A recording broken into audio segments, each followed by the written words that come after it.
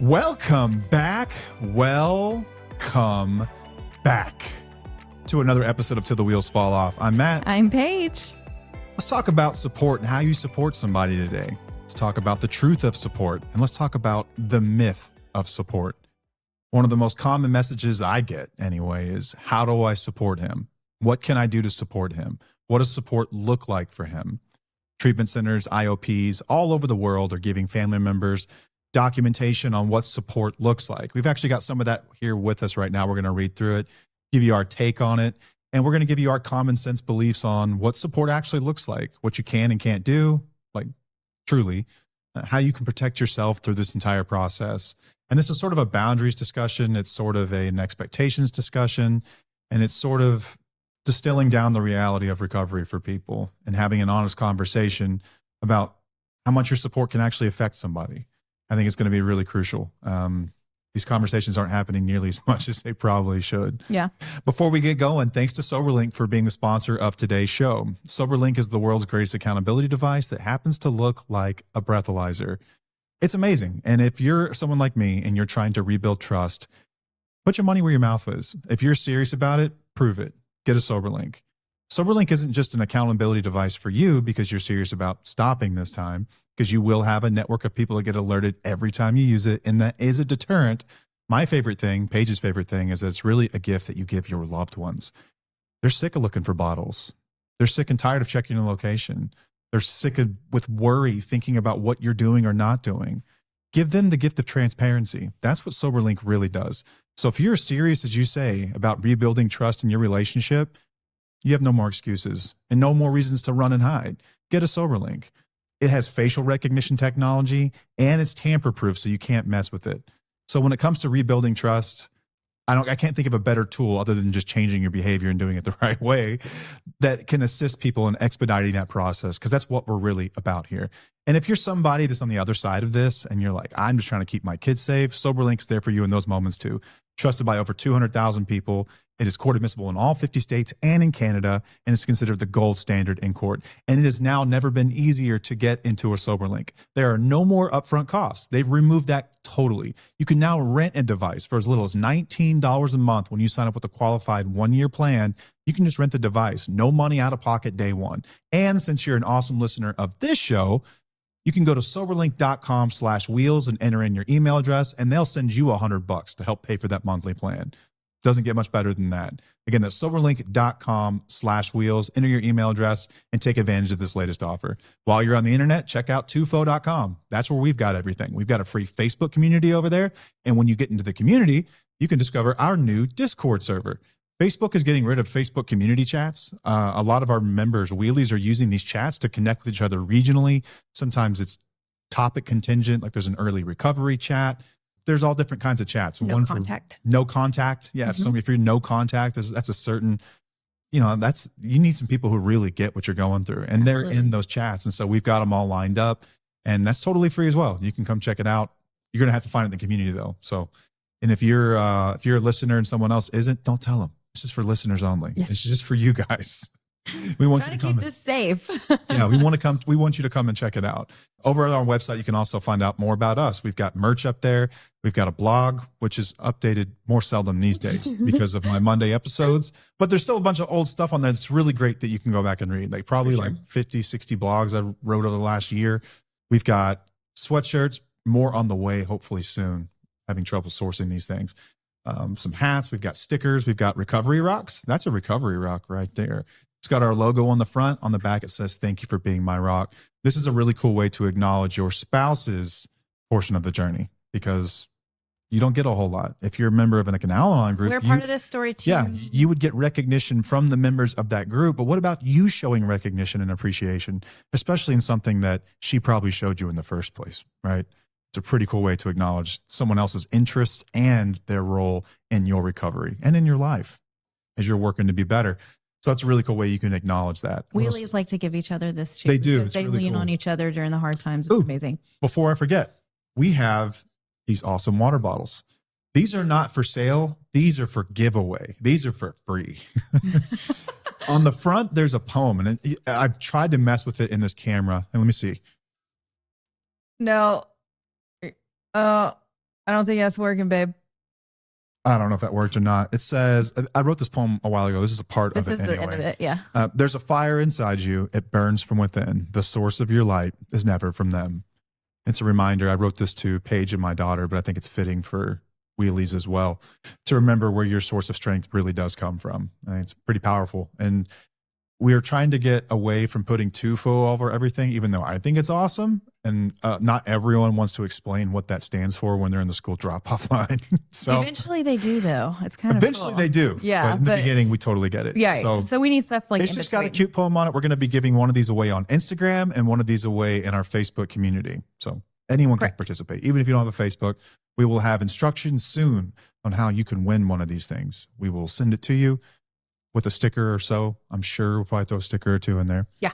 But yeah, it's another cool way that you guys can engage with our content. And it's an Awala bottle, and those are my favorite. Yeah, those are legit. Because it's a straw and you can drink from it. And we're looking at maybe getting these things wholesale. We're not sure. We're going to look into it because we had people who were like really into it. So buy them, which is awesome. Yeah. Hey, and if you want to support the show, which we really appreciate. Yes, thank you. Paige has set up a link called Buy Me a Coffee with all of the new recurring expenses, like figuring out that we've been using music without a license for the last 3 years.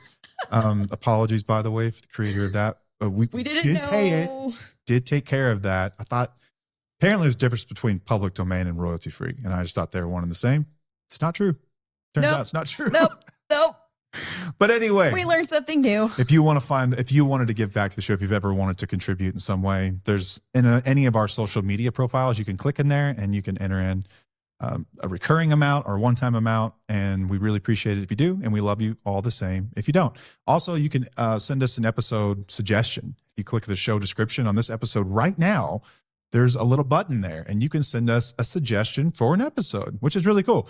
We love hearing from you guys. But remember, it's one way. So you can't ask us a question and expect feedback because we can't respond to you. We don't know who you are. No clue, right? So just send us a suggestion. If it's we do know your location, though. It does tell us where you're from. Yeah, that's about it. It's all we get. Which is kind of interesting. Yeah, it is. Random. But if it's something that we haven't covered, if it's something that we feel like other people are really asking about a lot or something that we haven't thought of. Yeah. We'd love to talk about it. For sure. Yeah. I mean, ultimately this stuff is for you guys, right? Like we've had these conversations. And Matt loves to talk. So yeah, if you can't tell. Good. So anyway, I think that does it. Let's get to the conversation now. Okay. So we do get a lot of questions about how do I support my partner? And this is typically whenever they're going to treatment or IOP when they're in treatment. Or when they're like just getting sober. And what I don't necessarily know if they know why they're asking that question or what I want them to. If you're asking this question, I want you to dig deeper into it. I kind of want you to dissect this question and figure out what you're really trying to ask. So you're trying to ask, like, what can I do to make sure their recovery is sustainable and it sticks and everything will be, hunky-dory, like it'll be perfect. Hunky-dory. I used to You've say been that, saying that since forever. I was a child and you haven't heard it in a while, have you? It's been a minute. Yeah. Yeah. But are you doing it for that or do you really want to know like how you can support them in a way that's meaningful for both of you in a way? I have a thesis on this. Okay. This is my theory when people ask, how can I support them? That is code for how do I make sure this works? How do I guarantee he gets better? People are looking for a way that they can influence the outcome to ultimately create safety in their lives again. And I think that's what's underneath it all. I really do. And I don't think it's a bad thing. I just think that that's the question that's really being asked. Mm-hmm. But if you ask that question, what do you think the answer would be? Like if your friend asked you that question, how do I guarantee this outcome? Like, oh, I really can't. Like, how do I make sure this works? I mean, you really can't. And that's the truth. And that's the truth of the answer to how do I support them as well. There are things you can do, as we will talk about in this episode, on ways that you can reinforce someone's behavior in a way that gets them to do what they're supposed to do. But there's also a limit to that. Yeah. And there are things that you probably shouldn't be doing. And there are also conversations that we really need to have before this ever gets started about the real outcomes here and what the typical outcomes actually look like. And those are conversations that really aren't happening when it comes to recovery places, like whether that's an inpatient treatment facility, a detox facility, or intensive outpatient facility, or even PHPs. They're really not having really sincere, honest, candid conversations with spouses. Maybe some do. I'm not saying that no one is doing it. I'm just saying it's not typical. But when people are asking the question, how can I support them? How can I best support them? That is code for how do I make sure that this works? Because they need it to work. They really do. Like a lot of their hopes and dreams and the future of their family, it rests on this person getting their shit together. Yeah. And it's scary whenever you're looking down the barrel of, holy crap, they're about to come home. And you're thinking like, you're honestly, most of the time, this is sad, but it's true. Most of the time you're thinking a hell of a lot more about their recovery than they are. Just going to say it. That's the truth, is that you're thinking a lot harder about what a supportive household would even look like than they are. That's truth. Yeah. Man, it's tough. It's tough. And like, that breaks my heart for people. Like it really does. But what's your take on it, Boo? No, I feel the same way, but I also do know that there are people who ask about support and they really want to know, like, how can I support them? How can I be there for them? I don't think that I specifically asked this question when you were in treatment. I was just kind of like going with the flow and just seeing what was happening. But we weren't at a point where I was like really, really resentful towards you or anything like that. So I think that I like naturally supported you, but we'll talk about that later. I kind of want to talk about what we've seen in certain programs and what they tell people to do. Okay. I found your old IOP binder, and there was a letter to my family from the addict that it's from the addict, but it's not from you. Like, you didn't write it. The treatment center wrote it. Mm-hmm. And I read it, and I'm sorry, I have something in my mouth. Okay. Is that one of my beard hairs? I don't know. Dog hair? Something. Fun beard hairs in my mouth. Oh my gosh, it is your beard hair. Told you. How? Magic. It's like flying around and getting in my mouth. Okay. So I wanted to read this because I have a lot of thoughts on it, and I think a lot of our listeners will have some thoughts on it too. And you will have some thoughts on it. So yeah. And I would also say this is probably a pretty typical sort of intro for the family that they would receive when your loved one goes into a treatment facility. It doesn't just mean inpatient, right? This is the kind of conversations that they're generally having with families. I don't think that what we're about to read is a false representation by any means on what is generally passed out. Right. And also, I know that some places don't even offer any type of advice for families. They just say, hey, go to a meeting, and that's what you're supposed to do. Yeah. And I know why, because whenever families do go into the treatment centers and they're giving this information, they're going to be deterred. They're not going to want to be involved to a certain extent. And you'll see why once I read it. An open letter to my family. Chemical dependency is a family illness and needs the total family's involvement toward recovery. I am a chemically dependent person. I need help. Don't, all of the don'ts in this is underlined. They're all underlined. It's very aggressive in my opinion. Don't allow me to lie to you and accept it for the truth. For in so doing, you encourage me to lie. The truth may be painful, but get at it. Do you want to talk about this as we go down? Or do you want me to read the whole thing? I think that's worthy of a pause for a moment. Okay, thank you. Go ahead. Okay, Let the dog off the leash. First of all, I don't think we allow our partners to lie to us, okay? This is still putting so much pressure on the spouse of saying, like, you're allowing them to lie to you. I didn't know Matt was lying to me. Most of us don't know that our spouses are lying to me. So for you to tell me don't allow them to lie to me is like, excuse me, but that is not how this works. And also, how am I supposed to make you stop lying? How am I supposed to make a manipulator stop lying? Am I just some freaking magical person that I can just tell you to stop lying to me? Like, what are we doing here? One of the features of a lie is that you're doing it without the person's knowledge. That's what makes it a lie. How are you supposed to know when someone is lying to you? So what it's saying is, don't allow me to lie to you. And I think I know what they're getting at here. And it's like, when you know that I'm lying about something, when you can pick up on all my tells, don't back down. I think that's what it's saying. I think what they're calling for is to challenge someone, but that's got its own set of issues. And then as we go on, what you will see is that families are kind of told not to do that as well. Exactly. So it's tricky. It's very, very conflicting. Let's okay. Continue. So the next one says, don't. Again, underline, don't let me outsmart you. This only teaches me to avoid responsibility and to lose respect for you at the same time. Okay, so again, manipulation. Y'all are very good at what you do. I say this in almost every freaking episode. How can I sit there and say, don't let you outsmart me when I don't even know what you're like? You make us feel crazy, right? Like, we feel insane towards, I can't even say anything. So to say that I'm not supposed to let you outsmart outsmart me? Like, guys, what are we doing?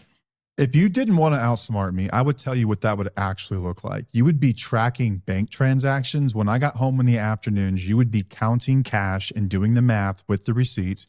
You would be looking at my location every day. You would force me to put you on all of my medical forms as someone that can receive information. And you would have to double check and verify the prescriptions that I'm taking. You would have to count the bottles to make sure that all the pills are in there. Mm-hmm. If you want to outsmart me, you better get ready to have a full-time job. Yeah, exactly. Exactly. I'm being sincere about that. Even though there's a lot of people who do a lot of those things that you just mentioned, right? Like I didn't go down that route of But counting what things do they or call looking them? through things. Codependent. Yeah. Yeah. So the only way that I wouldn't let you outsmart me is if I was like on your ass all the time. That's not a relationship. That's not something that's healthy. That's not. They're asking you to be my parent at that point. They're asking you to like babysit me. Yeah. You know, that's rough. That is a tall effing order. At the very least, we can agree on that. That's a really tall order. Okay, the next one is don't let me exploit you or take advantage of you. In so doing, you become an accomplice to my evasion of responsibility.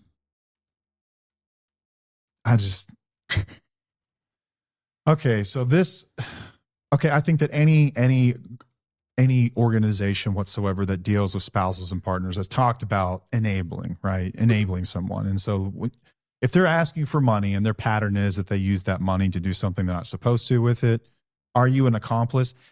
Yeah, sorta. But it's also you have to acknowledge where that's coming from. That's coming from a place of empathy, and that's coming from a place of knowing that if you don't give it to them, they could go, well, rob somebody and do it. And it's really hard to say no. And you still should say no. But what I'm saying is like, you need to have empathy for that. And that's a really difficult way to deliver a message like that without understanding why this person's even in that position in the first place. And it's a really unfair place to be.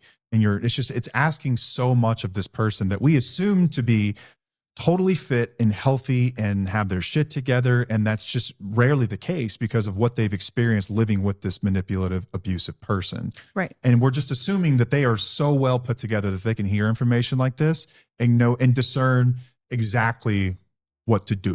You know, like you can read that and you can infer from it what you're supposed to do. Yeah, and if somebody is violent or whatnot, and you were to say no at some point, there's a point where people are like, I'm just going to give in because I can't.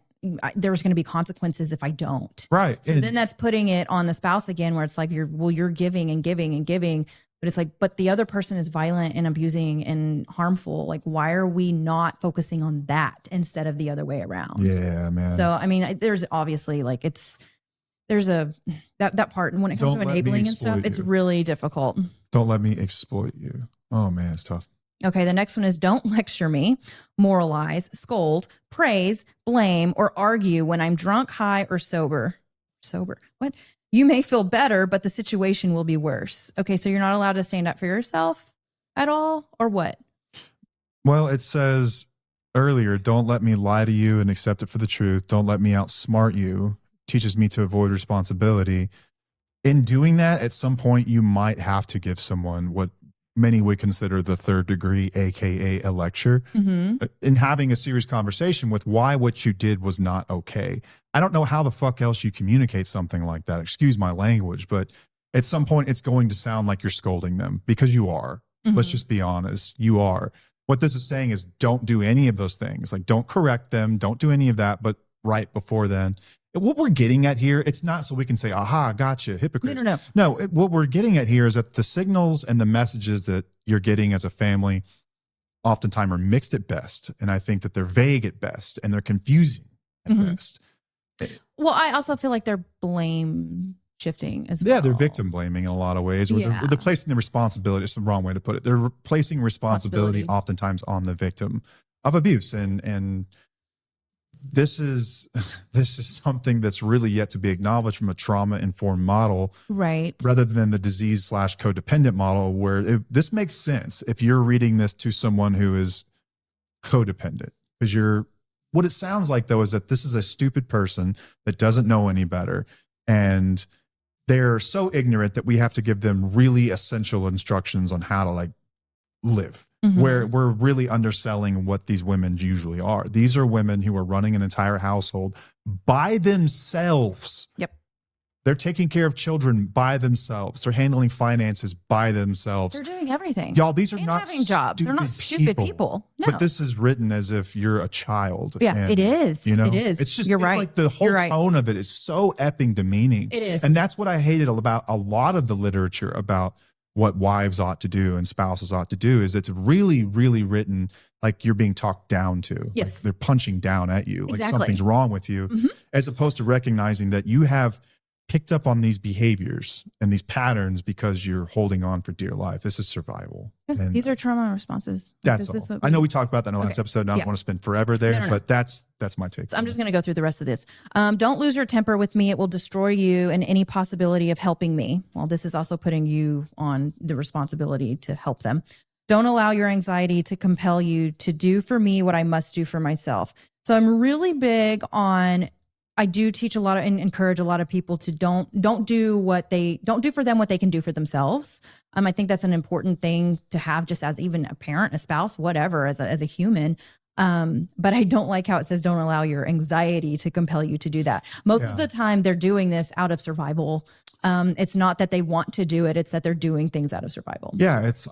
If you don't go to work today, we're going to lose our house and I have to say something. Yeah. And they're saying it's just your anxiety. Don't let your anxiety tell you. Like, no, this is a real, like, legitimate fear. There's a letter in the mailbox right now. Yeah. Like, this is happening. Right. Yeah. Okay. Don't cover up or abort the consequences of my behavior. It reduces the crisis, but perpetuates the illness. Again, sometimes the consequences, sometimes you can't provide consequences because it's going to affect you and your family. Yeah. There's some consequences that are like, ooh, that's your problem. You go sit in jail. Yes. But there's downstream of that, there are, secondary consequences, and there's other effects of that. Like, now you can't provide for the household, and how the hell are we going to pay our bills? Exactly. And that matters, running like credit cards and things like that. Like waking somebody up every morning, to make sure they get up and go to work. You easily say, don't do that. I agree, but at the also same time, like if somebody someone needs does, to go to work. I just trust that people have good reasons for the reasons they're doing things. Like, I trust adults most of the time anyway, especially spouses and partners, because what I've come to understand is that they're incredibly responsible people. Like, I trust this person has good reasons for why they're doing this. And we shouldn't look at everything they do and say, blanket, you can't do that. Because as we'll get into later on, like craft, it really kind of turns this on its head. A lot of this stuff, Yeah, for sure. Okay. Above all, don't turn away from reality as I do. Chemical dependency, my illness gets worse as my use continues. Start now to learn, to understand, and to plan for my recovery and your recovery from codependency. We need help. We cannot help ourselves. We need professional help. I hate myself, but I love you. To do nothing is the worst choice you can make for us. Please help me. In all caps, your addicted person. Yeah. That last line, man, I hate myself, but I love you. Like how they like to rub that in and shift blame. Manipulative, though. It's still manipulative. Like, you can't do that. It's tough, man. And to do nothing is the worst choice you can make for us. Like, whoa, bro. Like, you doing nothing is the worst choice that you can make for us. Yeah. So this is the opening letter that they are given, spouses and partners are given in a treatment program, an intensive outpatient, which is a lot of people attend these sorts of things. That's the message that they're given on day one. Can you imagine what the rest of this stuff looks like? The rest of the messages that they're given, and how this stuff can get rather confusing.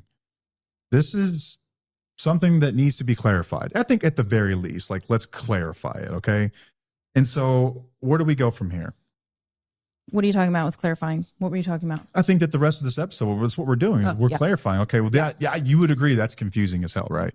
Yeah, absolutely. So then what is so complicated about support and addiction? I think that you have these two opposing fields that are kind of pulling at you, right? You have the real experiences and the real traumas and the real effects of a spouse or a partner, and you're weighing that with them and their desire for the relationship to work. And that's very, very strong. Regardless of what many spouses or partners have gone through, that pull, that magnetic pull toward that person and that relationship and that dream to have a relationship and to be loved and to have someone that truly admires you and respects you and everything that we want when we enter relationships. And then on the other side of it, what you've got is this mess of stuff that's coming from the treatment industry. And you've got things like this that are more directed toward codependency. And it's mixed messages at best. I think it's really, really, really confusing because you're told what to do and what not to do, oftentimes in the same sentence. Mhm. And it's like, well, shit. So when people are asking, how do I support them? Maybe you're right. Maybe I should believe them and just be like, well, maybe they're just really, really effing confused, because who wouldn't be confused in looking at a lot of this stuff? Well, like, and what if you're going to meetings that teach you to just care about, do your thing, just focus on you. Don't worry about what the other person's doing. This is during like active addiction or whatnot, or alcoholism. Yeah. And they're telling you, detach with love, don't nag them. You need to just focus on yourself. And then when they go into recovery, like if they go into recovery, you go and you get these different ideas of like, well, you need to be supportive. You need to be involved in their recovery. You need to meet their new friends. We talked about this in the last episode, all the things that you're supposed to do. That's going to be really confusing because you have to like completely shift. And it's like, it's still, what about me in a way? It's like, first you're telling me I really, really need to focus on myself. But then whenever they get into treatment, I need to be super supportive and be totally involved in their recovery. It's got to be really confusing for a lot of people. It's really confusing. And like common instructions that you're usually going to get from the recovery world, I think number one is that you need to go find an Al-Anon group. You need to go there. You need to learn how to detach with love. You need your own recovery. You need your own support system. But you do need your own recovery. But yeah, and I don't disagree with any of this stuff, right? I think that you do. Like, and what our way, I should say, of rephrasing that is that like you are going to need support. You are going to need a community. You're going to need some kind of a process to walk you through this. And that can look however you need it to look, right? Many people do go the Al-Anon path. But that's like we've talked about. And listen, like 12 steps saved my life. Like I'm not here to just beat up on different 12-step groups. I'm not really. I can just sort of objectively look at them and say like, there's some really good things about them. And there's some things that I question and I wonder, and when it comes to like, it's not a franchise. They're not franchises. You're not going to get the same experience when you go to a group in San Francisco versus Albuquerque, New Mexico. You're just not. Every group is self-supporting. They are autonomous. They are a little bit different. And so when you tell someone, you're assuming that they're going to get your same experience. They're going to learn the same things that you learned. And what I know for a fact is that that's not true. And that's just not true. And there are some people who have had wildly different experiences. And it's rather invalidating when the only answer that you guys have to give in comments is go to Al-Anon. And you punch down at them as if they haven't thought of that before, or they haven't tried that before. It's not for everybody. Or that it's the only way that this works, And I see people in 12-step AA do this to people all the time too. I'm like, guys, like if what we're trying to do is help other humans, like recognize that there are other ways humans get help. And we're assuming that they're going to have the same exact experience that you did. Like, yeah, go ahead and tell them about your experience. But don't for a second tell them it's the only effing way that it works. And respect their ability to make their own decisions for what works for them. So they're going to get some, like spouses especially, get some really generic statements like just detach with love. You just need to learn how to detach with love. And it's like, well, what the hell does that mean? It can mean 10 different things to 10 different people. And everyone's got their own take on it that's rather specific to their situation. And it's difficult, right? I think that a lot of people struggle with this sort of middle ground. We're kind of taught for ease how to think in binary terms. Detaching with love is very complex. It is. It is not as simple as you think it would be to love someone, but also detach from the outcome. I think it's a lot of times what we're really getting at is I love you, but I'm detached from the outcome of these actions, whatever that might be. And it's okay. What are your takes on it? Because you have a different take than me. There's a lot more. There's a lot of different takes with detached with love, and like we've had our episodes on it and how we believe that it's something that naturally occurs. It's not a tactic. It's not a tactic, and I don't think it's something.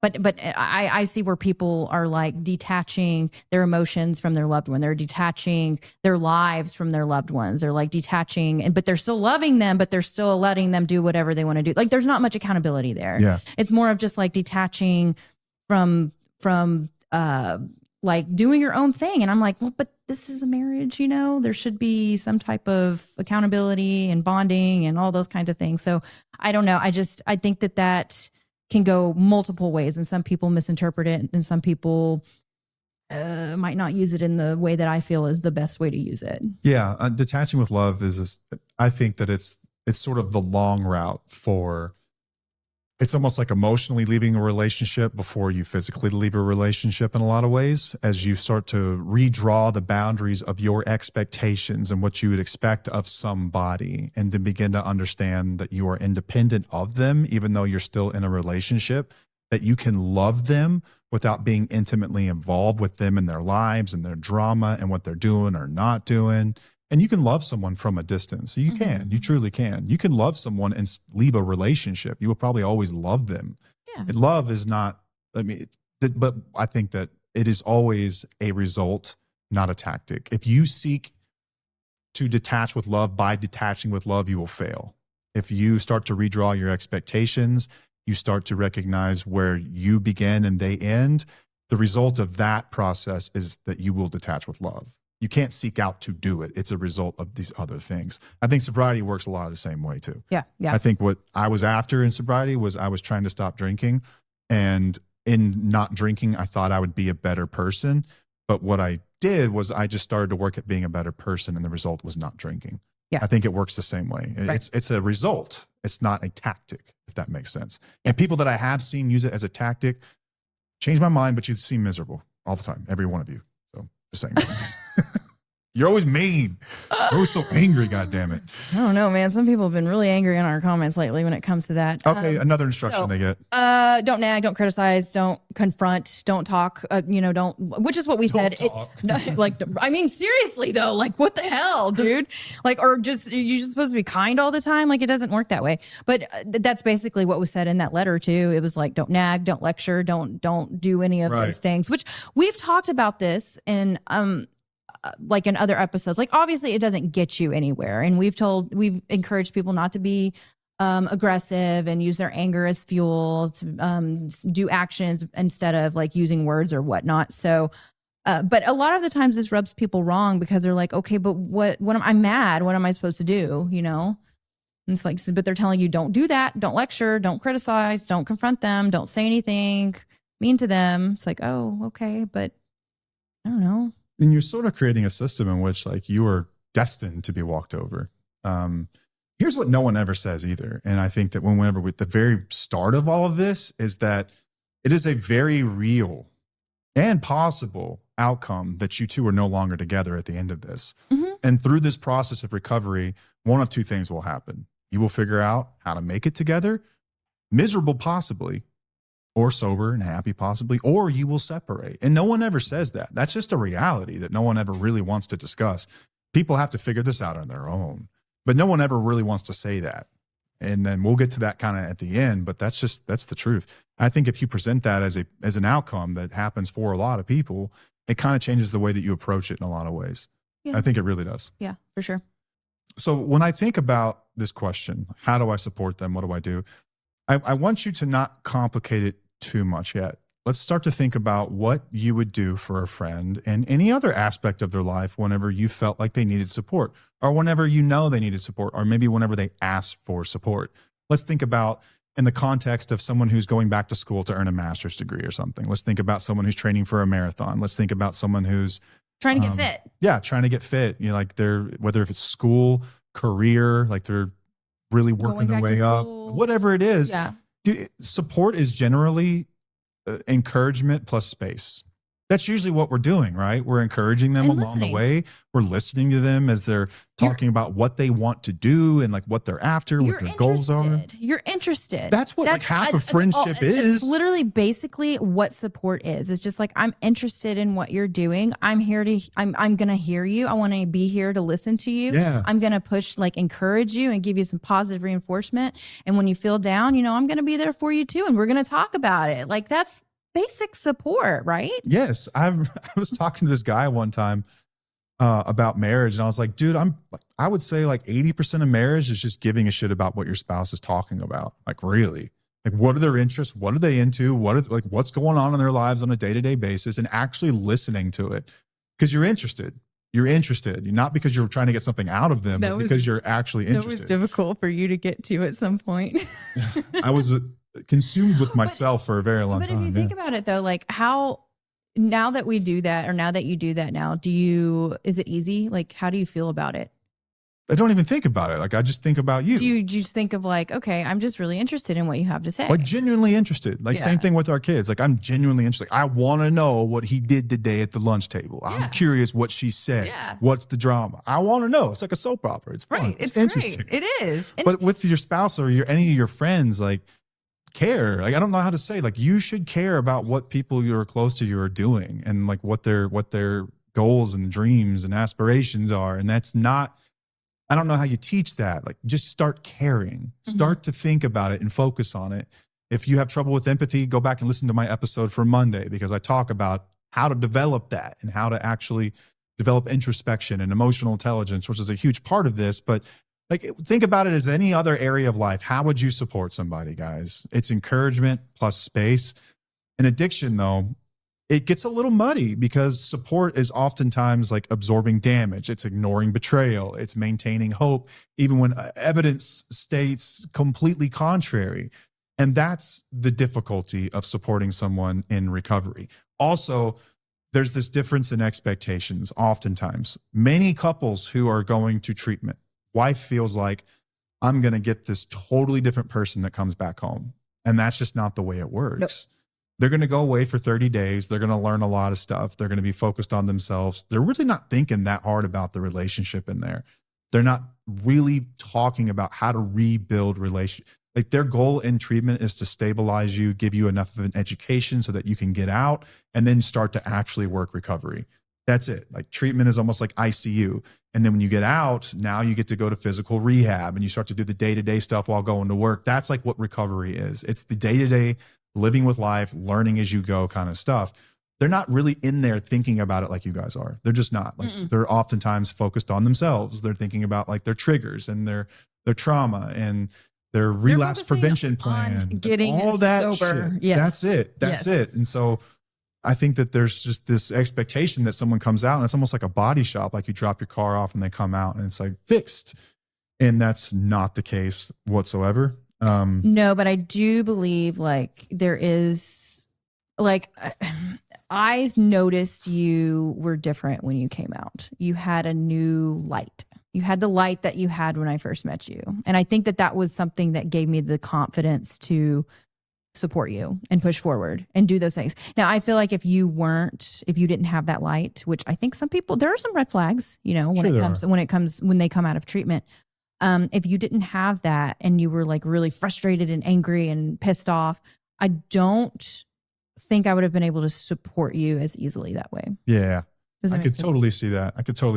I think that I've said in the simple terms, and I don't know if I don't think I agree with this 100%, but I'm going to say it anyway, is that you can really only support someone to the degree that they're offering or they're supporting themselves.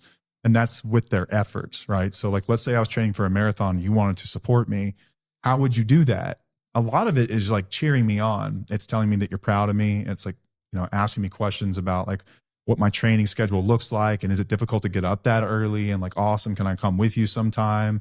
Like, maybe to inspire me or like to keep me accountable. Like, that's what it would look like. And recovery isn't a hell of a lot different, except for some people, a lot of people will tell you that there's some things you can touch and some things you can't. If I was going to go running and you asked me, did you go running today? I'd be like, no. You'd be like, slacker.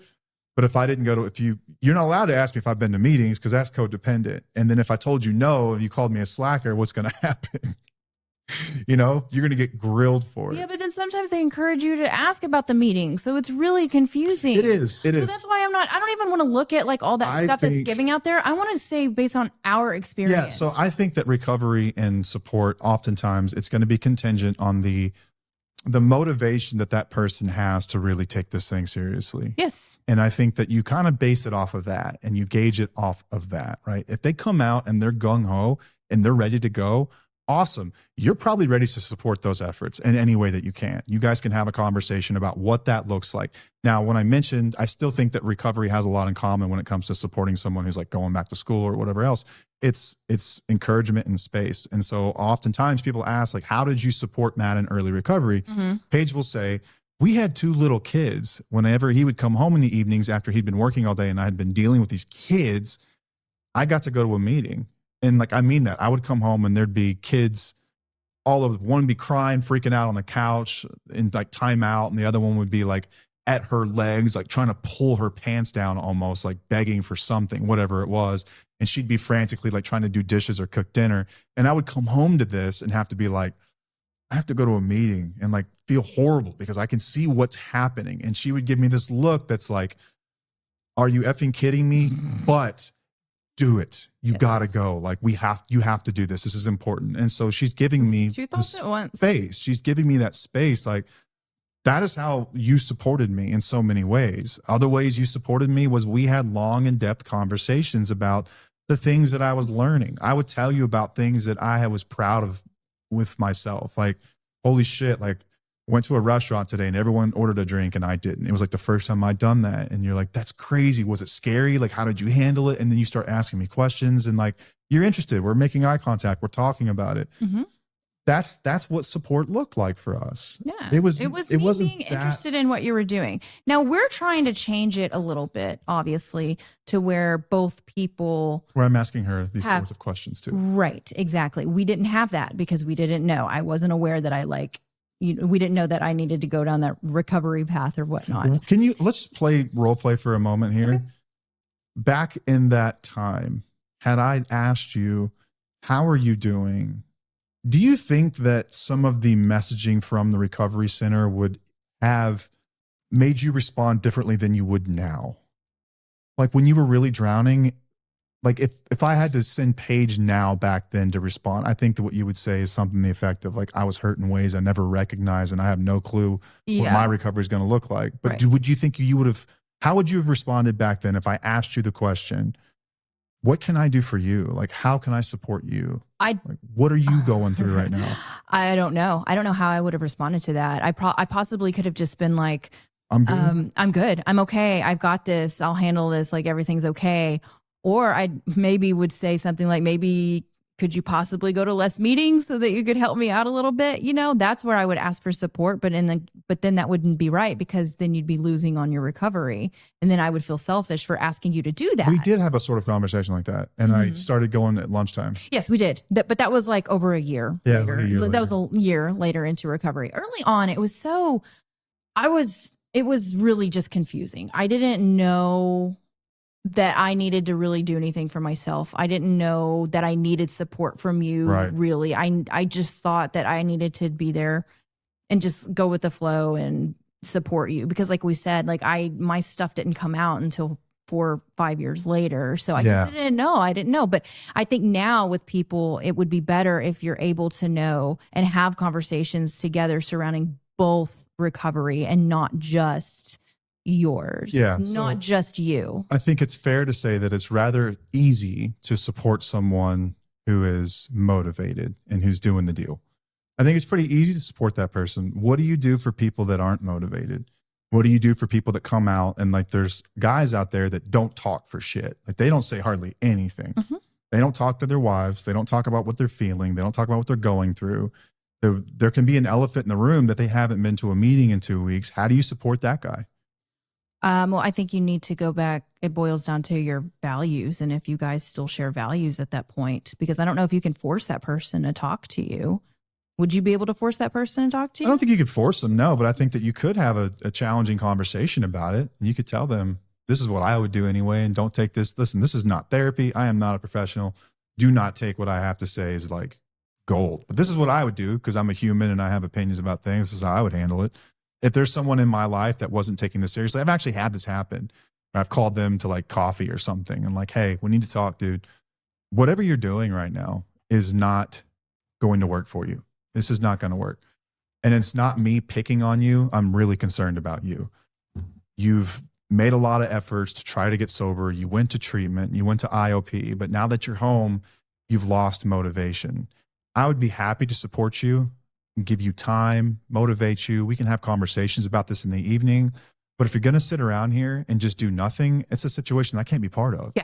And you have boundaries around that because at that point, I think what you're going to be feeling is, I can't do this shit. If you're not going to care, then I can't do this shit. I can't. I cannot sit around and watch this. And it is going to rip you to shreds from the inside out if you continue to just observe and stay silent.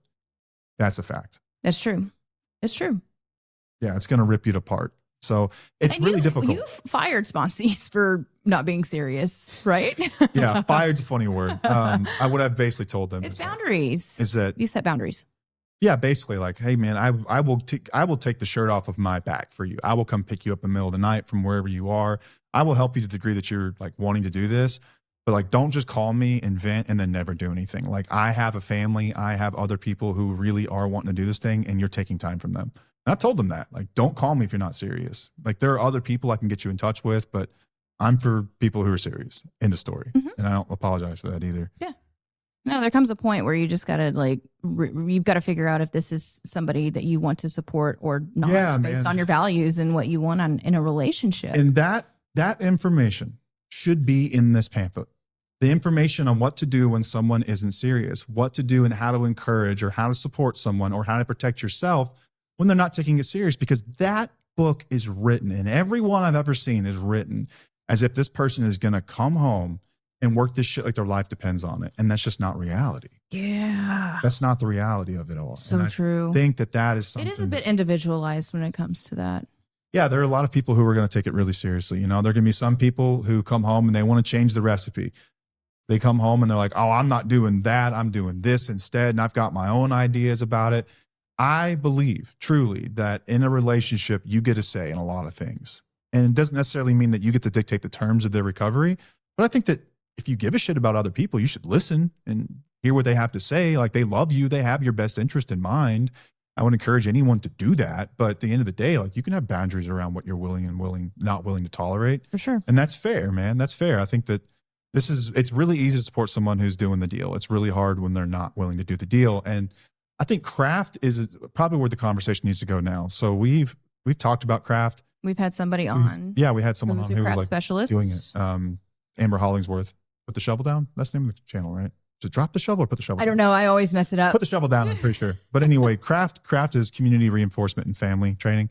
This is a technique that is taught to get people into treatment. And they have higher success rates than things like Al-Anon or Nar-Anon. About 20 to 30% higher chance of getting someone into treatment. I didn't say staying sober for a long time. I just said into treatment. And that's what they claim to do. I think it's something like 60%. Let me see here. 64% of people with craft versus roughly 30% or less with Al-Anon or Nar-Anon. And it's really simple for the most part. It's positive reinforcement. It's the same thing that you would do with your kids, right? When you see positive behaviors, reinforce those. Let that person know that you appreciate that. That's amazing. It's almost like you get these little dopamine rewards whenever you're doing the right thing. And then on the other side, you give them boundaries and natural consequences when they're not. It's rather common sense, but it's kind of difficult because everyone's family dynamics are a little bit different. And so if you're going to be doing this, you do need to hire a craft family specialist. It's like therapy sort of, kind of expensive, and it's prohibitive for a lot of people because it does require everyone all in. And our biggest issue with it has always been, Paige, go ahead and say it because I know you're trying to. I know that you're like over there dying, like, hang on, let me get this in. Which part? Which part are you trying to get me to say? What does it do for family members? What does it do for you? It still dismisses your feelings and your experiences and what you're going through. It's still all about the person that's struggling with addiction. And that's true. That is true. That is the issue here, is that anything that you are going to be doing, I feel like it's somewhat manipulative as well. It is very manipulative. That's kind of the point. And it's also telling people that, okay, if you get them sober, everything's going to be okay. Because it's like, this is what you wanted, right? Like, you wanted them to get sober, but people don't realize that sobriety is only about 5% of the solving the problem. Like, this is the first step, but it does not guarantee anything else. And it doesn't guarantee recovery. It doesn't guarantee long-term sobriety. It's just getting them there. And then what happens after that? You're still burying your emotions. You're still not dealing with what you've gone through and the things that you've dealt with within your relationship because you're still so focused on them. Like, your life matters too. I'm all about positive reinforcement. Our relationship has always been about even when in active addiction. I didn't do it to get you to, get help because you were a closet addict. It was just part of my values. Like, I didn't want to be a complete biatch to you. You know, I wasn't petty. I would get angry, but I would start planning stuff in my head. But it was more about like, if you were doing a good job, I'm still going to tell you you're doing a good job. And I think that you appreciated that. Like, I had solid boundaries, but also had positive reinforcement with you. So I Yeah. think that I did that to a certain extent, but it wasn't manipulative. It was just who I was. Yeah. And craft's really beneficial with, if you're someone who, like you, doesn't have trouble with positive reinforcement, you're likely already doing a lot of this in your lives. You probably already are telling someone that you're proud of them. You're letting them know, like, that's amazing. You know, like I'm not a certified craft mentor. What do they call these people? Therapists? I'm not even sure. But everything I've read on it, and there's a book called How to Get Your Loved Ones Sober that really breaks down the process of craft. But I think that there's kind of a dark side to it in a lot of ways, because as Paige mentioned, it's almost like a manipulative way to get someone to do what you want them to do. Mm-hmm. And in doing so, you're setting aside your values. Sometimes you're setting aside what your real opinions about stuff. And then you're playing a role. You're like an actor in a lot of ways to get a desired result. I think that some spouses, and I've known them to be, I would just say simply controlling. I've known some controlling people, spouses and partners. I don't know where this comes from. I don't know if this is a result of dealing with someone like me or if this has always been there in them. But if you are a controlling person and you teach someone how to manipulate others, that can be a dangerous tactic for people. Mm-hmm. I know someone in my life who doesn't need to know how to do this. Yeah. You know what I mean? Like Right, this right. can be like, it's in, from the words of someone who's even worked in this field, it seems abusive in a lot of ways to more or less sacrifice these families and the needs that you know they have that they don't realize they have to get someone sober. But encouragement can look performative in some ways too. So if you're just dead set on doing it, like we encourage people, like turn over every stone, see what that looks like for you. But kind of back to the overall point, there is no such thing as a guarantee in any of this. No. There's no way to motivate or support someone guaranteed. There's no way to get your happily ever after guaranteed, no matter what, period. And I think that we need to have that conversation on day one with families. It is the truth, y'all. I don't want to be the guy that's like rain on everyone's parade, but that's just the truth. It's reality, babe. I mean, you can look at recidivism rates, you can look at the rate of relapse, and they don't tell you whenever you're sitting in on these things that roughly 1 in 20 will be sober in a year, that of those, roughly 40% of them will be sober in a year, and they will have had several relapses to get there, but the majority, 60% or more, don't get sober in that year. And so for those people, they don't give them instructions. They don't tell them what the most likely outcome looks like and how to protect themselves. You were told that in a meeting. I was told that. And you were the only one that came out? I was the only one. I'm the only one from my group of 20 that's been sober since the beginning. Yeah. Of my group, though, there are 4 of us that are sober today. Yes. Now, the other 3 were back and forth, went to several different treatment centers, but they did finally get to a point. I think 2 of them are actually addiction counselors, which is pretty funny. There's another one, he's been sober for a couple of years, but it's just kind of in and out. But there are also 5 of those people that are no longer with us at all. Yeah. And then many more that I can't communicate with. I've tried to reach out. I don't know how they're doing. I have no idea, but the outcome's probably not great. Well, what I was getting at is that I don't believe that I was ever told that statistic in any of those meetings during the family program. No one wants to. I think that hope, in a lot of ways, we've talked about the power of hope and how a beautiful thing it can be. And I feel like, I guess they feel like it's not their place to crush it, but I would argue that it is. It's your job as the professional here to communicate the reality, the gravity and the reality of this situation. Is that's the likely outcome for a lot of people, is that they stay out there or they die. And for some of other of us, we figure it out after a time, and you're going to be managing chaos in the middle of all that. And then for a very, very select few, they'll figure this thing out and they'll get out of here and they'll be fine. But it's very few of those, you know. Most people, I go to a treatment center with a group of 5 guys. 2 of us got sober on the first try, but the other 3 or 4, it's like several different trips. There was a guy with us last week who'd been to, I'm not even kidding you, over 40 treatment centers. And he's in his probably 60, over 40 treatment centers. He said that he spent a cumulative of 8 years of his life in treatment over that time period. I have no words. That guy's family got the same speech every time, you know, like people need real instructions. I know a lot of people, like I said earlier, they will drop off their people and they'll say, "This is your problem, not mine. Fix him." I know that happens. Like, seriously, it does. Yeah. And then so they won't go to the family programs. But It's then like some dropping of them, off the dog at the boarding place. but then they will go to the family programs, and they'll start getting this information, and they're like, what? And there were some good things that they gave me that I was like, oh, okay, that was me. Yeah, I could do better here. I could do better there. This is great. But there were some things I remember reading, and I was like, bullshit, bullshit, bullshit, bullshit. Yeah. So I questioned it all. I did. I was like, nah, man, something ain't right here.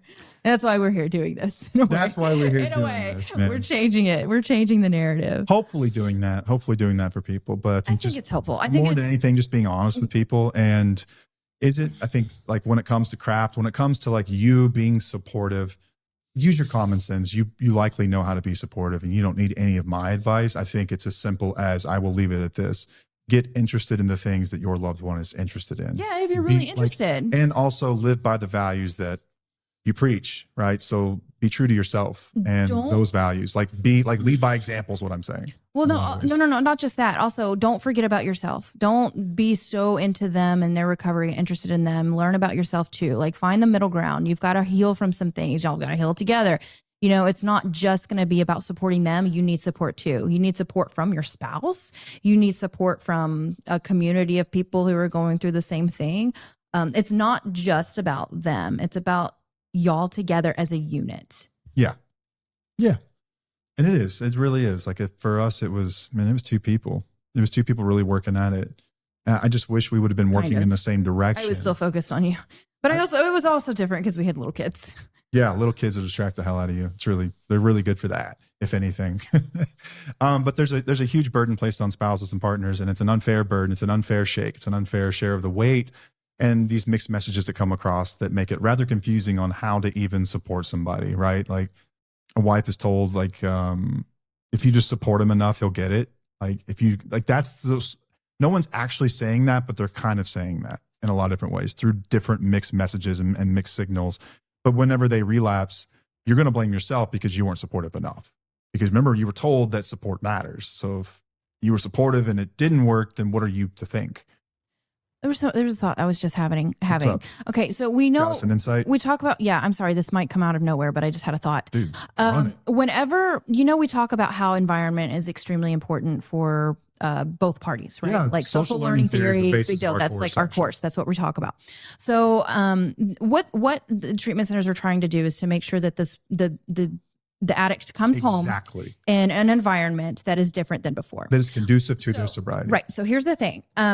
I didn't have to do all that stuff to realize that when you got home, the environment changed as it was because you were doing the work. It wasn't me changing my behaviors. It wasn't me having to change who I was. It was you changing. And then I kind of like went along with it, right? I didn't have anything to get mad at you about because you weren't spending all the money on bullshit. You weren't lying to me. You weren't leaving the house all the time, except for like going to recovery or going to meetings. I was like, okay, this is really difficult because he's still leaving and he's not being here. Still not here. But I wasn't mad. I didn't have resentment. I wasn't at that point at all to where there was any resentment. So I was like, all right, you came into an environment that was still pretty healthy and I gave you positive reinforcement. I think a lot of the times people are past that point when their spouses come home. And they might still had a lot of resentment. They might be angry. There still might be some screaming. There might be some nagging. There might be some lecturing. There might be some like, the whole, I'm going to check for bottles. I'm going to check your location. I'm going to do all this. And they haven't changed their behavior. But again, that's earned distrust, right? Yeah. So there's a middle ground there where it's like, that's where you would play the part of, I understand why you're acting like this. And I get it. Let's talk about this. I'm going to hold space for you. Yes. So it's not about you looking at your defects and changing who you are in the environment. You can do that. You can do that for yourself. Yes, for yourself. But you are not going to do that and get a result from someone else necessarily. I think this is something that rings true in my head all the time, is that when you have been the offender, when you have been the betrayer, when you have been the abuser, you have to take the lead in the repair. You take the lead. And it's really easy to support someone who's taking the lead. And the information people aren't getting is, how do you support them when they're not? And my answer is, you can't. No. And you don't. There's very little that you can do. There's very little. I think it's also different with the spouse than it would be like my child. When it came to my child, I would work a whole lot harder to try to control that situation. But I think we all end up at the same place eventually, which is I can't not control them. I can't do shit. But here's what no one really tells you what that actually means is that you have to leave that situation. And no one comes out and says it outright because God forbid that a family gets broken up. And believe me, I believe in family. Family has benefited us massively. Oh, hang on. We got alarms blaring over here. Rude. I'm sorry. My bad. Where was I going? I don't remember what I was going off on now. But either way.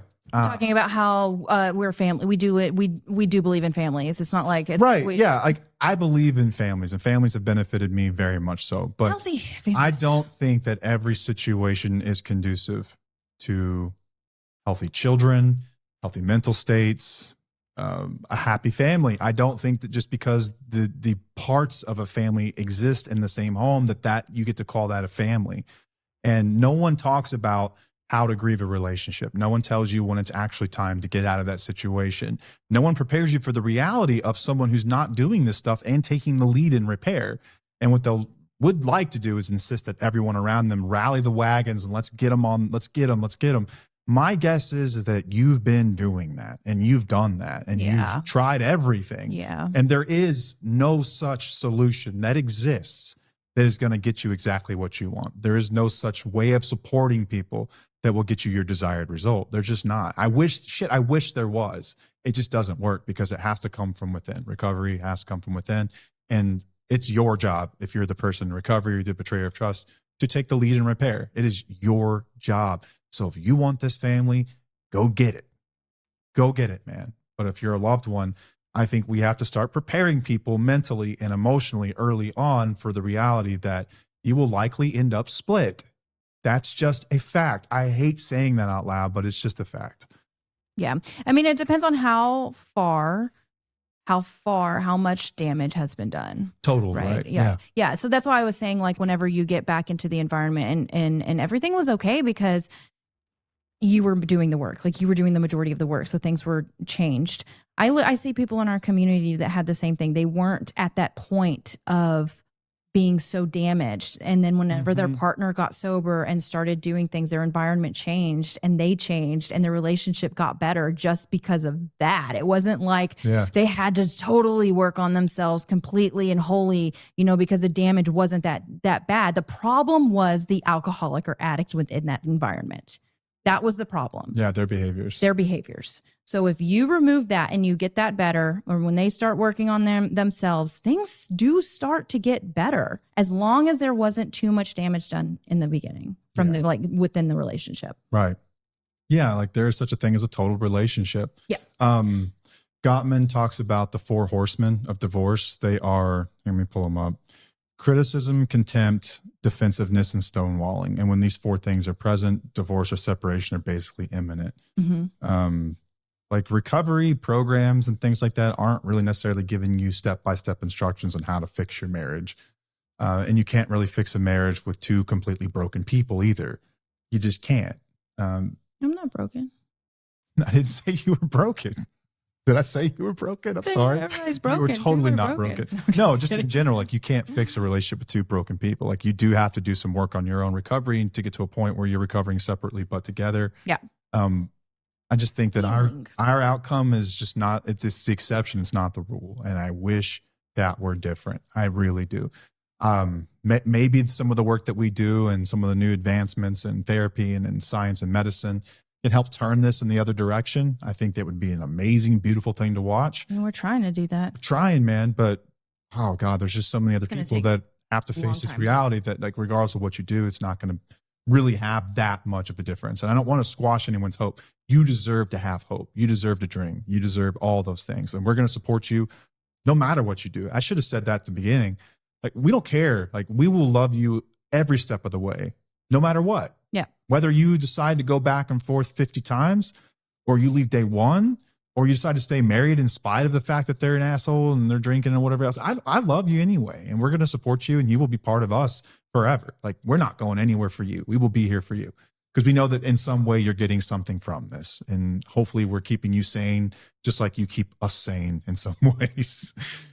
Hopefully that you're getting something from it. But support isn't as complicated as you think. Again, Like boundaries can actually, I think that boundaries, as much as they can feel like a natural consequence to people, they are actually a form of support. Those are guardrails. These are limits. This is what you can operate in. These are for your good and my good. But mainly for mine good, because that's what boundaries are for. They're to protect you. They're to protect you.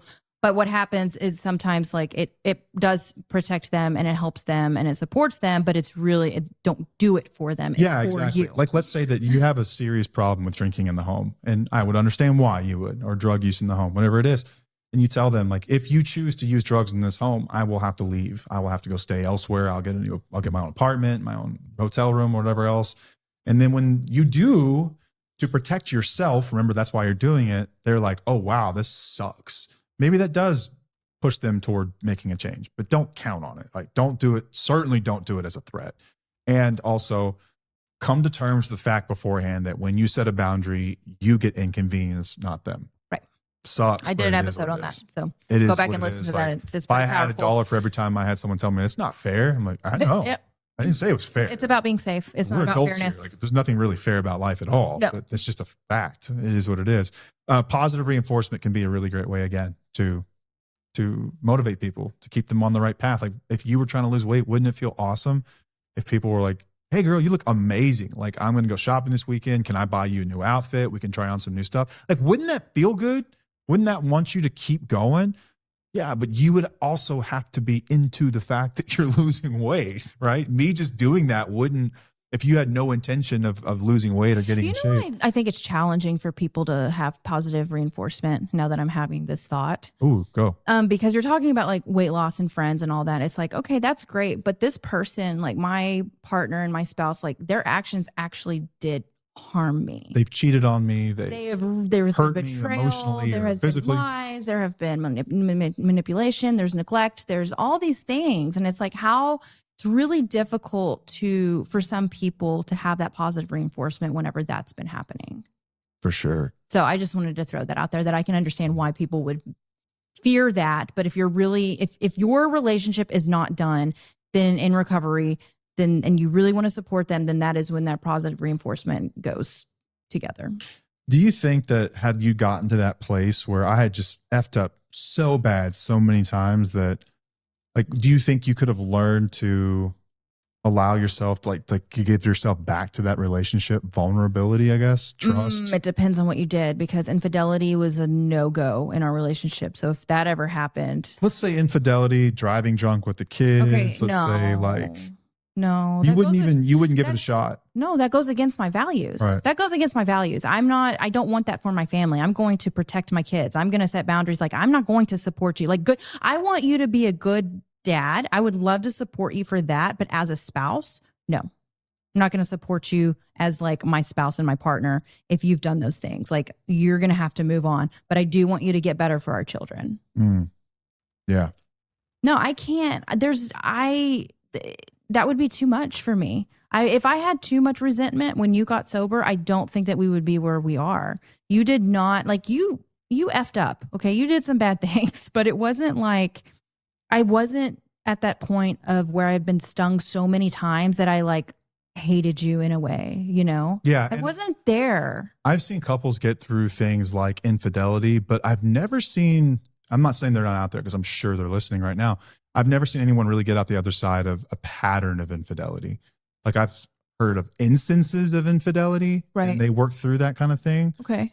But never like patterns or patterns of abuse or anything like that. My personal values, like, I don't think that I would be able to get through that. Yeah. That's what I'm saying. Like, and I think that's solid. Why can't I have, like, I'm allowed to have boundaries. I'm allowed to have values. I'm allowed to say, I don't want to be with you anymore because of the things that you've done. But it's really hard in the recovery world because they're like, oh my gosh, you left the addict. Oh my gosh, you did that. They lost their support. Yeah. You're part of the blame at that point. And it's like, I'm damned if I do and I'm damned if I don't. But you know what? I have a right to do what I want to do to protect my children and myself. And if that means that I'm going to say bye to you even after you've started to get better, so be it. Mm-hmm. It is what it is. It is your problem at that point. Like it is not my responsibility to make sure you stay sober. Another thing is that your support group is supposed to come from your meetings, from people who, that's where most of your support is supposed to come from, is from people that have been in the same shoes as you, who have fought it or whatnot, and go into those meetings. That's where you get a lot of your support. Yeah, it's great to have your spouse as a support, but that's where you're going to get most of your support, because it's not our responsibility to make sure you stay sober. It is yours. I think it's also important to understand, like for spouses and partners, the reason that peer groups exist is because it's people with similar experience talking about a problem and how they solve the problem. You, the spouse, likely have never been through it, really. So like you can be helpful, don't get me wrong. But when it comes to like, how do I manage a craving? You're going to be like, I don't know, just don't do it. Chat GPT that shit. I don't know. But it's really helpful to have other people who have been through it. And so you're absolutely right about that. That's the reason that peer groups exist, is so that you can get information and wisdom from peers who have been there before. Yeah. So it's not all so on that's you. really where the support is. It should not be on the spouse. It's too much. I talk to a lot of guys. I've seen them. A lot of husbands of wheelies have essentially designated their spouse as like their sober buddy. And it's all going to be on them. And like, it's really, it's unfair and it is unjust to ask the person who is most at risk if you relapse what to do when you're struggling with the relapse thoughts. Like imagine being in their position and like how torn they must feel. Like that's not fair, man. That's not fair. Yeah. You got to get support. And then when you get into that, like now you've got something you can talk about with each other. I think that the conversation always goes back to like, you can't support people that aren't willing to support themselves.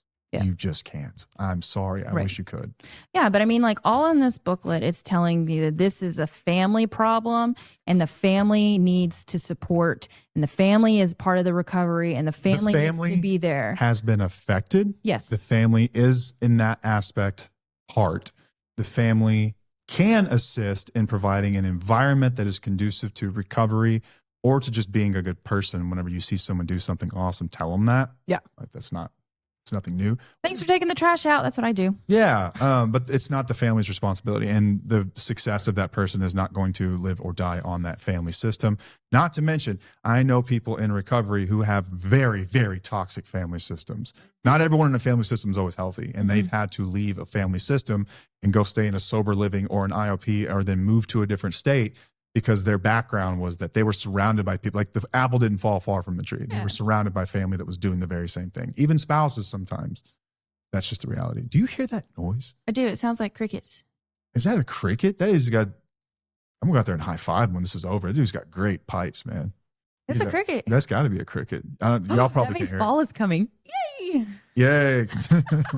Okay, let's talk red flags. Oh, dang. I thought we were done. No, red flags, yo.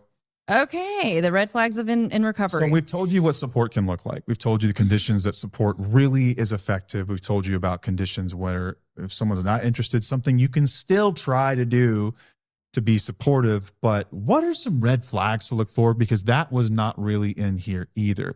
It did mention in the book that you read in the beginning. It said something about lies. Don't let me lie to you. Unfair. Don't let me maybe you should just not lie. Yeah. But don't let me lie to you. Don't let me outsmart you. Hold me accountable, all this stuff.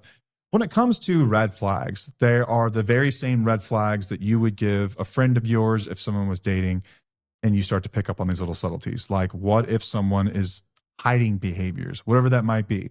If they're hiding transactions, if they're hiding a credit card, if they've got OnlyFans on their credit card, if they're hiding alcohol or drugs. You know what I think a red flag is when it comes to hiding? What? That they won't let you see their phone. That is weird to me. And that's, I was actually listening to the episode with Chris Williamson and Dr. Is it Dr. John Delaney? John Delaney. Yeah. And he was talking about phones, and it just had me thinking, because I was like, oh my gosh, that is my opinion too. I love this. Is that if you're in a relationship and you can't share phones, like there's no trust there. Like I should be able to grab your phone. Dude, you know all my passwords. You can do whatever you want. And I don't care. I don't do it because I don't really care to do that. I don't have to do that. It's never been my thing. It's never even been my thing to go through your phone anyway. I did at some point when you were using it, I was like, who the fuck is this? Why are you messaging this person? And I don't know. Anyway. It was totally a drug deal. But yeah, it was under somebody else's name. So it was really weird. But you probably lied to me and told me and minimized it. And I was like, okay, fine. Cause I'm an idiot. So, Even though I'm not an idiot, you were really good at what you did. Good at what I did. I also probably wanted to not see the reality of that. But anyway, right. So if you're not sharing phones, then it is just it's a red flag. It's a red flag. Like in a healthy relationship, we should be able to see each other's phones and be okay with it. I'm not saying like totally grab their phone all the time. Like, let me see what you're doing. Let me see. Like, I don't. It's just let me see your phone and see what they say and pick it up. Whatever your gut says. Like, okay, then if they're not going to let you see it, then there's a problem. That's just how I feel about that. Or if they've changed their password on their phone. Oh yeah, change their password. Like you should have your passwords. Or if they have 2 phones. You should have passwords to like a lot of things. A lot of things. Like I don't really care. And I don't even. What are your thoughts on like if having access to like specific apps or whatever? Like I don't even know what you're on. Like you go on Reddit and you go on Discord, you go on all of these chat apps or whatever. I only thing I ever use Discord for is for trading. And okay, but you have what access else? to my Discord? You can just pull it up on here. Yeah. I have a Reddit account, and I'm on Reddit. And you can, if you really want to read my comments on people's station wagons, you can check it out anytime. There's a lot of secretive apps. I'm sure that a lot of people could like. There's all kinds of stuff that maybe people are on and you don't things. recognize or realize that they're on. Yeah, like, I'm on all like here's the thing about us is that we share accounts though because of Tufo. So we have dual access on pretty much everything. We share computers too. So I actually like have seen your work email on the computer that pops up and I'm just like, okay. I don't care. Yeah, whatever. But so yes, I think that's a red flag. I think it's a red flag hiding apps. if somebody's hiding just their phone in general. Like you should be able to, this is your most intimate relationship, guys. This is your best friend. This is your life partner. You should share a lot of things. Yeah, there are some things you don't have to share, but there are things that you can share that you need to be open about. I just realized your shirt. Oh yeah, my shirt. What's it say? It's hang in there. It gets worse. It does. I'm just going to be real. We tell people to hang in there. It gets better eventually, but it'll get worse. It gets worse before it gets better. It does. But it's okay. That's part of the process. It's like they said, the truth will set you free, but at first it's it going will to piss you off. Yeah. There's this store in downtown McKinney, Texas, if anyone's ever around, called the Groovy Coop. It's my favorite store ever. Run by some really awesome people. They sell some really awesome stuff, and that shirt came from there. But cool I think I'm going to take that design and we're going to have to make something very similar because that's hilarious, I think. It's true. If you can't laugh about some of this stuff, sometimes like, why even listen? Yeah, to we us? got to laugh at. We got to laugh. You got to be able to laugh the shit. Okay, some other red flags is if you come to them about something and they get very defensive. Like this is all going to be about behaviors. Now the behaviors are. It's going to take time for them to change their behaviors. I don't want you to expect them to come home from treatment and have like the perfect behaviors ever because it doesn't work that way. It took Matt like 8 to 10 years to unravel all of the behaviors that were like not 8 to 10 months. No, not months, years, guys, years. But the big ones were pretty quick. He did remove a lot of the stuff pretty quickly. Defensiveness, lying, all that stuff. The lying, that was it. And that was the one that he really did get rid of. And that was the biggest one for me because that's the one that affected me the most. Manipulation. I think it took a little bit of time for him to like unravel that just because it was kind of part of his personality. I mean, he might still do it now and I just don't even know. I was just thinking like, manipulate, what's she talking about? And I would have to sit and think about it. I'm not sure.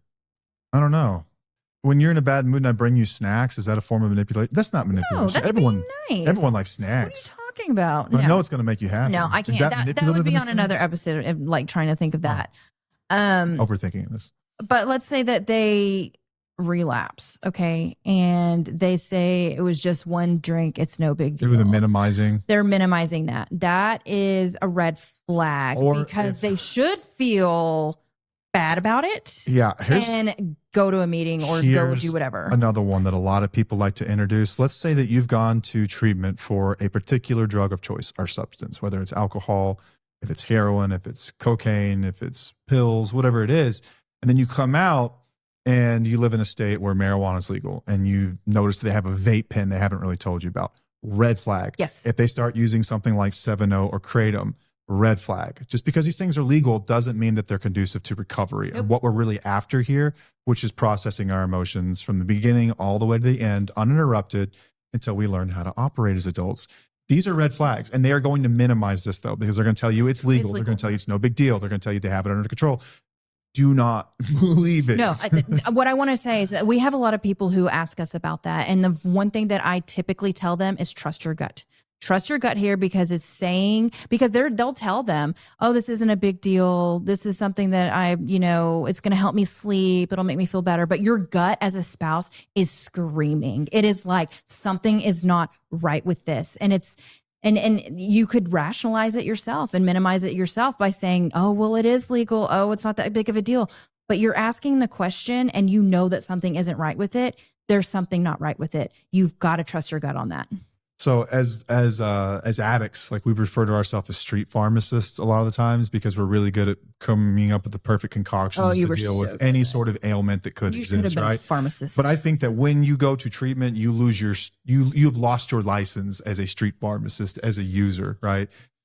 You do not get to go see a real doctor, right? You are no longer the doctor.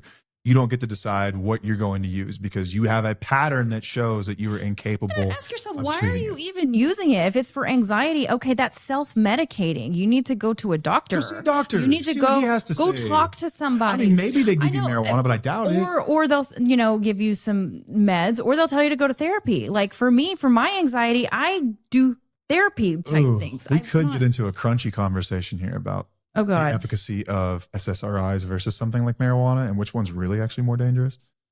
Not today, but anyway, it is a red flag. All this shit. Did you read an article on that? No, but I've read articles. But honestly, like exercise, okay, instead of smoking, if that's your thing. Like go work out because honestly, that's like the best thing for your anxiety and depression anyway. I guess what I'm saying is that someone who's minimizing use of something, listen to your gut on that. Right. That's all. Right. Okay. And then if they start skipping meetings, if they say they've got it, if they start ignoring. Most dangerous words in recovery right there, by the way. I've got this. Yeah. Red flag. And here's the thing, honestly, like, I don't feel like we have to tell you specifically what the red flags are because I know spouses, your gut and your instincts are telling you every time something is off. That is your red flag. That's what you need to pay attention to. I actually talk about this in our module, in one of our modules about red flags. Did you really? I did. I do. And okay, here's a little plug for our program. I haven't talked about that yet. Oh, okay. So we have a program called Independently Strong. It was designed by us and a licensed therapist. He is the clinical architect on it. We have 10 modules. It is for the spouse and partner to help rebuild yourself, understand the things that you're dealing with, learning to trust your gut again, because that is like the most important thing that you can do. We talk about values, boundaries. You get a community call support group every Wednesday with Matt and me, or Matt or me. I screwed that up last time. Sometimes I screwed it up this time too. And other people going through the program. One of us is usually there. Sometimes we have priorities and we can't be there, but we have growth-oriented topics that we discuss. Like this past week, we talked about patterns, pattern recognition. And I actually had a prompt for people to come into the community and to talk about within the call. And it was great. It was like very growth-oriented. They were able to look within themselves and figure out what was going on within some things that were with their spouse or whatnot and themselves. Because we do talk about the relationship dynamics as well. It's not just about you. You need to understand what you've been through and how this relationship has impacted you. That is what the course is all about. You can get 75% off using Wheelies 75. We're going to change that soon. Yeah, it's just going to make the course a 75% off for everybody. Yes, we are. Originally, it was a way to track wheelies versus other people, but it's only for you. We're not doing that anymore. Yeah, so we're going to, the price is going to go down a little bit. Right. So that code won't work for just the price that you would get with the discount. It's just, there would be no discount. There will be no discount. The price changes. Yeah. So we'll talk about that. Anyway, so I have a part in there in the module about red flags. And I was like, okay, this is not about recognizing what they're doing. It's about listening to your body and your gut instincts and what it's telling you and how you feel whenever something is happening within your relationship or what they're doing. That's what's going to be important for you. Yeah. Tuning into that system that knows all too well when something's off, and likely one that you've kind of lost touch with, because when someone's constantly lying to you and manipulating, it's rather difficult to remember what's true and what's false. It becomes really hard, but that's what you're here for, right? This is what you're doing here, for a lot of you anyway. And so like, don't ignore that. That system is powerful for a reason. Your amygdala is sending off that smoke alarm for a good reason. Listen to it. Listen to it. If it seems off, it probably is. And also if you need to bounce it off someone, hey, we've got the Discord, we've got the community, we've got different ways that you can talk to other people who have been there before, because community it does help. It helps. It's a lot better than feeling like you're alone in all of this and you're just in a cell isolated by yourself and you just have to guess. You'll have people around you too, and that can be really helpful. Yep. But I think this has been a solid combo. I hope that at the end of this, you've understood that you cannot guarantee anyone else's recovery, regardless of what kind of support you provide. There are great ways you can support someone along their journey. There are do's, there are don'ts. But I don't think it's exactly what we've been told for the last 60 plus years or whatever it has been since spousal sort of recovery has been prevalent in treatment centers and whatnot. I think I'm comfortable saying that they don't exactly have it right. But I hope that through this, you can kind of learn what works best for you and your relationship, what support might actually look like versus what do I do when someone's not doing anything and how do I support them? I hope it's been helpful, but I hope it's just been a realistic message that you can't guarantee recovery. You can't, but you can guarantee your own safety, your own dignity, and your own future. Well, that's all we've got. Until next time, I'm Matt. I'm Paige. And we'll see you. Bye.